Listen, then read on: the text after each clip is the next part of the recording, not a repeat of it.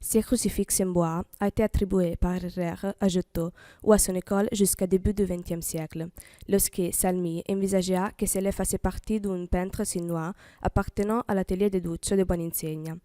Cette hypothèse a été confirmée par la suite, à nouveau de Salmi, grâce à un document récupéré dans les papiers du diplomate de la Badia, où on attestait que Segna de Bonaventura en 1319 avait conclu un contrat à la Badia. Ainsi, 1319 pourrait être la date de réalisation de l'œuvre. Segna de Bonaventura, documenté de 1298 à 1326, est mort avant 1330 ans. Était l'un des artistes les plus importants dans l'atelier de Duccio. On peut trouver parmi les œuvres de cet artiste un crucifix au musée Pekin à Moscou, la Majesté à Cassino fiorentino, 4 compartiments d'un polyptyque divisés entre le Metropolitan Museum de New York et le musée de Saint François d'Assise, et 4 compartiments d'un polyptyque dans la Pinacothèque de Sienne. La croix présente une grande taille, mesurant la hauteur de 78 cm et 439 cm de largeur.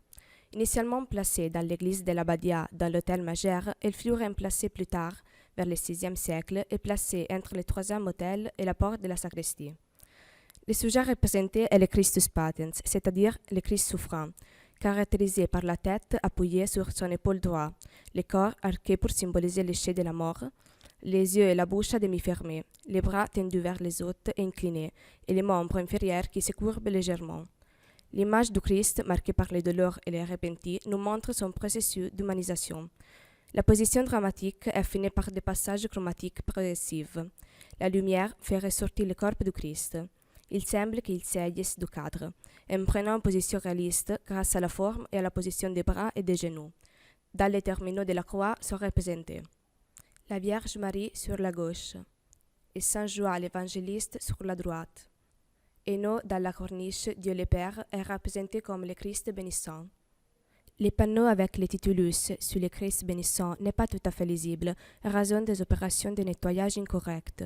Les soupes d'Anéon avaient été peints par un effet de marbre en 3 dimensions, dans une couleur vert pâle avec des traits sombrés.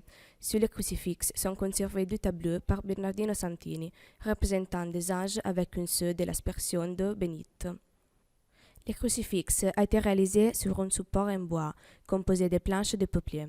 L'artiste a collé des morceaux de toile de lin pour isoler le support des couches de peinture. Puis, il a élaboré une préparation en plâtre et en colle. Cette amorce a été rasée et lissée pour acquérir le projet de tempéra à œuf. Avant de procéder à la peinture proprement dite, l'artiste a exécuté les fonds d'or, du fond et de radre. La palette de couleurs utilisée par le peintre est pas très large et utilise des couleurs solides que les lacs.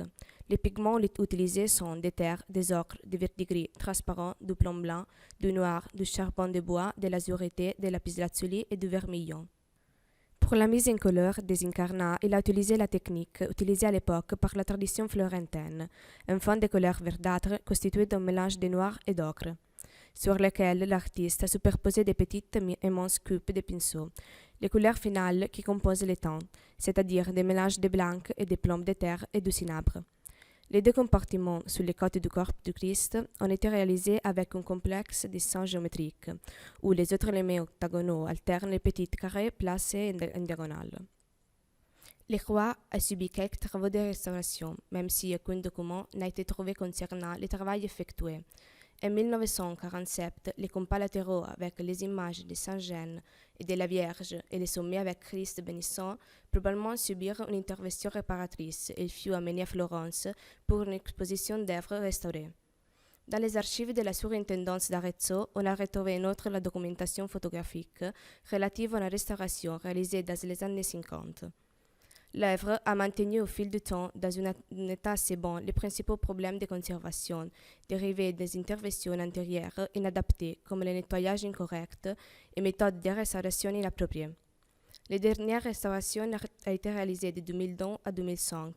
Pour l'exécuteur, un site de reconstruction a été mis en place dans l'allée à gauche de l'église par la surintendance d'Arezzo.